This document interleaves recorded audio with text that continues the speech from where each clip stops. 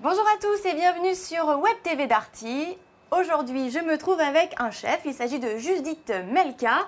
Mais vous n'êtes pas que chef, vous êtes aussi consultante. Et aujourd'hui, vous allez nous préparer un rôti, mais pas n'importe lequel.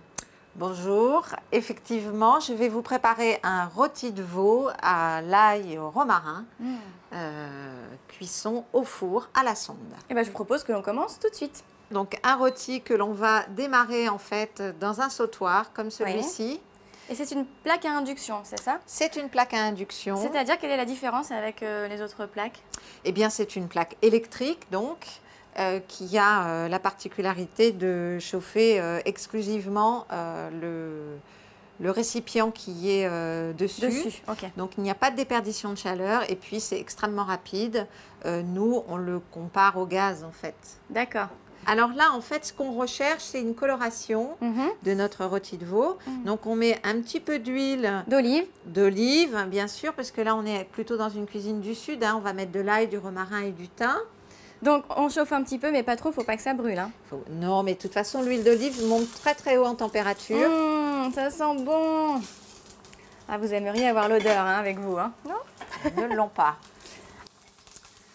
Je ne pique pas ma viande, je la saisis avec des pinces pour justement ne pas la piquer. Pourquoi?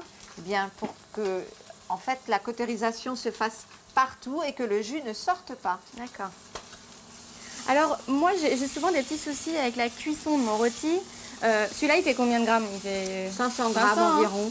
Donc, si on a un rôti de 500, on le cuit à combien et combien de temps? Et si on a un rôti d'1 kilo, etc., etc. Alors, dans ce cas-là, on va prendre notre sonde. Oui. Alors, c'est ça. C'est ça. Ça fait très docteur, hein? Ça fait. Oui. Alors, attendez, votre cœur, il va à combien? Donc, c'est ça. À peu près ça. On le plante en fait à cœur. Alors, il faut simplement faire attention que la pointe reste au centre du rôti. D'accord. Voilà, tout simplement. Donc, on a mis la pointe au centre du rôti. Voilà. Et là, je vais ouvrir. Je vous ouvre, allez. Allez-y. Je suis pas très bien placée. Voilà, hop, allez-y.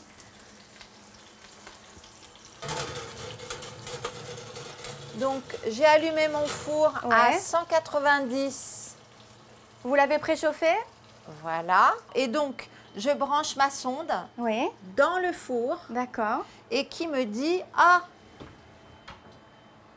quelle température voulez-vous votre rôti à cœur? Et moi, je dis 65. Donc 65, c'est un rôti à cœur pour tous les rôtis? Alors non, ça c'est pour les rôtis de veau. Et donc je suppose comment on le sait tout ça? C'est marqué quelque part? Alors c'est marqué dans les notices. Ouais.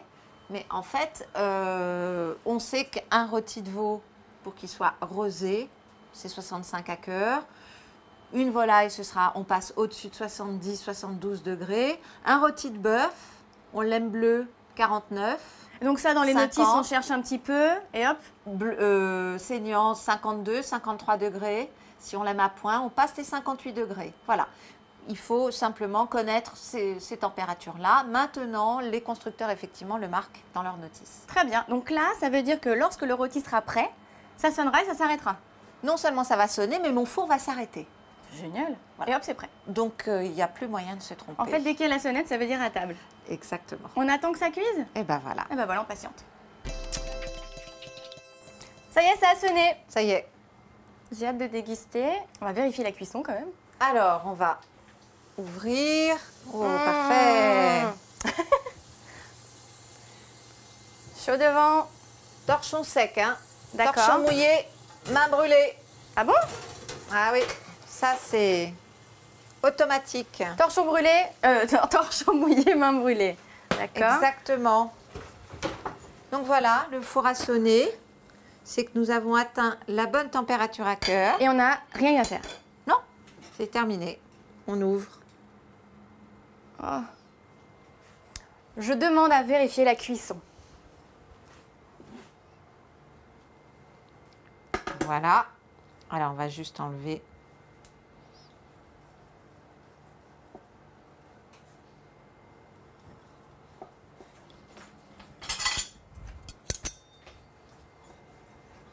Je ne crois que ce que je vois, Judith. Alors,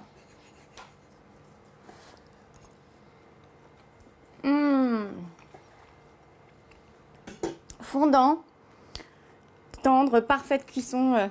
Merci Judith. De rien.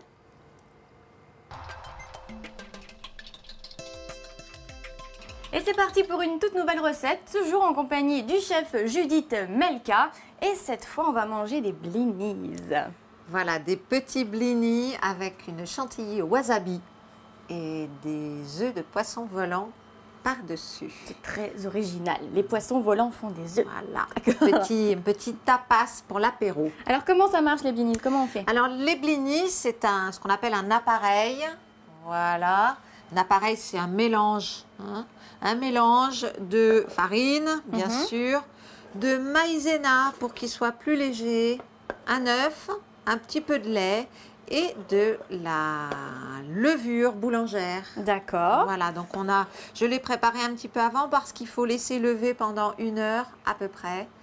Et maintenant, c'est prêt. Et ça a une petite odeur de levure, hein, comme de la levure de bière. D'accord. Donc, une fois voilà. qu'on a cette petite préparation. Une fois qu'on a cette petite préparation, alors voilà une plaque à snacker. Et en fait là, vous voyez, ça va s'étaler seul. Alors ça pourrait paraître anodin comme ça, mais non parce que je n'avais jamais vu une telle plaque. Donc quelles sont les particularités de cette plaque? Eh bien en fait c'est une plaque comme une plaque à snacker de barbecue. Oui. Vous la mettez sur 2 feux, deux inducteurs de l'induction. Là, en l'occurrence, grâce à ce petit bouton-là, on a la fonction pont, c'est-à-dire qu'on peut chauffer À la même température les deux. exactement sur toute la longueur. Ah, j'adore. Hop. Et donc, on va les disposer comme ça pour les laisser refroidir. Le dressage, c'est important. Car par-dessus, nous allons rajouter une chantilly au wasabi. Et si on met notre chantilly sur nos blinis chauds, ça va fondre. D'accord. Voilà. Alors on va attendre un tout petit peu. Et pendant ce temps, on fait la chantilly. Et pendant ce temps, on fait la chantilly qui est déjà faite. Ah, elle est déjà faite, c'est magique. Qu'est-ce qu'on fait? Bah, on la prend alors. D'accord. Alors, qu'est-ce que c'est? C'est un siphon. Ouais, un siphon. Dedans, un petit peu de crème fraîche, liquide, parce que c'est une chantilly salée. Oui. Donc un petit peu de sucre si on veut une chantilly sucrée avec autre chose dedans? Oui, bien sûr. Pas de wasabi, bien sûr. Voilà. Pour avoir l'appellation chantilly, en fait, c'est 10%. On sucre à 10% la crème. D'accord. Là, on a l'appellation chantilly. D'accord. Est-ce que je peux couper le gaz? Hop, on m'énerve. Alors, on y va. Donc, complètement retourné. Là, on est... J'adore cette machine, je peux essayer? Je peux en faire un? Oui, bien sûr. Alors, il faut poser. Ouais. Donc, je secoue un peu. Ah, on peut poser là-dessus? Oui, bien sûr, pas de problème. Ah, j'osais Tant que pas, c'est pas du tout à l'heure. métal, il n'y a pas de problème. Donc, ça va pas chauffer? Ah, pas du tout. En aucun cas, ça ne chauffera. Ah, c'est génial. Ouais. On gagne de la place si on n'a pas beaucoup de place autour. Exactement. Donc, je secoue. Oui, et complètement à l'envers. Comme ça? Voilà, le plus près possible. D'accord. Et doucement. Voilà, parfait. Faut dire que la machine, elle est juste parfaite aussi. Hein. Ouais, j'ai réussi. Et on rajoute par-dessus des œufs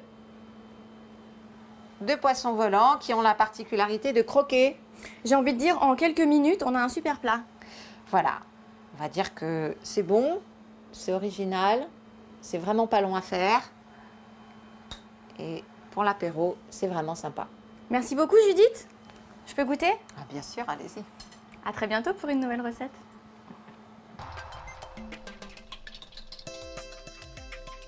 Je suis toujours en compagnie du chef Judith Melka et là, avis aux gourmands, nous allons préparer un dessert. Un dessert à la vapeur. Oui. Voilà, donc nous allons faire des mystères, des faux mystères. À la vapeur? Aux framboises. D'accord. Avec une crème anglaise à la menthe. D'accord, alors on commence par quoi? Donc, nous avons commencé par monter les blancs. Ça, c'est fait. Avec, pour un blanc, on va dire 10 grammes de sucre. D'accord. On remplit en fait nos moules. D'accord. Parfait. Ah, on remplit pas jusqu'à ras-bord. Et non, parce qu'on va Ça va devoir gonfler. cacher nos framboises. Ah, ok. Voilà. Et là, je vais même vous dire, j'ai pris des fruits surgelés D'accord. parce qu'en fait, ça va donner plus de jus parce que ça cuit très, très rapidement au four vapeur. Et donc, si on veut pas qu'il y ait... si on veut que ce soit un petit peu juteux, il faut quand même... Bon, moi, le principe, là, j'ai compris. Par contre, le four vapeur, j'avoue que ça m'intrigue. Il va falloir m'expliquer un petit peu. Je connais la cuisine vapeur, les ravioles, etc. Mais faire de la cuisson vapeur dans un four, non. Eh bien, c'est un four qui fait de la vapeur intense au même titre qu'un cuit-vapeur. Oui. Qui fait de la cuisson mixte, c'est-à-dire qui combine de la vapeur et aussi une cuisson traditionnelle, air pulsé ou autre. Et on peut combiner le tout. On peut même mettre 30% de vapeur ou 50% de vapeur. On peut combiner multifonction. le tout. Voilà, exactement. Donc, en fait, dans ce four, on peut tout faire. Exactement. C'est-à-dire qu'avant, on avait besoin d'avoir des ustensiles à vapeur, des grilles, etc. Et puis aujourd'hui, Exactement. Un seul four suffit. c'est bientôt fini. Donc, avec la spatule, on aplatit. Voilà. On arrase. Et on va passer au four, ce fameux four vapeur. Et comment ça se passe alors? Qui est en préchauffage. D'accord. Déjà. Dans lequel j'ai mis de l'eau. Je vais montrer le... Une petite coupelle en bas avec de l'eau. Alors, c'est pas une petite coupelle, il y a un petit tiroir extérieur qu'on remplit. D'accord. Voilà. Ouh. Et oui. Donc, en fait, là, il y a un petit tiroir dans lequel on met de l'eau. D'accord. Et qui dit quand il en a plus, d'ailleurs. Et donc, il suffit d'enfourner pendant 4 minutes. 4 minutes. Et comment on sait comment on sait que c'est 4 minutes? Parce qu'il y a la une température, minuterie. etc. Alors, on est à 96 degrés. Oui. Et donc, on va se mettre en minuterie. 4 minutes. Vapeur. Et si jamais il manque de l'eau, on en rajoute. C'est parti. Bah, ça y est, c'est prêt. Et ben voilà, On y va. on y va.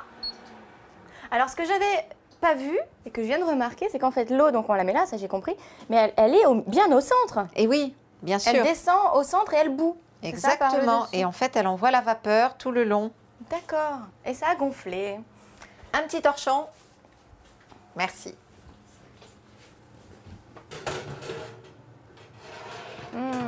Et voilà. En 4 minutes. En 4 minutes, un petit dessert à la vapeur. C'est génial. Alors, qu'est-ce qu'on fait maintenant? Alors maintenant, on va en prendre un. Et C'est avec pour un ça autre qu'on a four, on appelé- n'aurait pas mais- pu faire ça. Ah ben non, parce qu'il fallait que ce soit cuit à la vapeur. En fait, c'est une île flottante. D'accord. Voilà.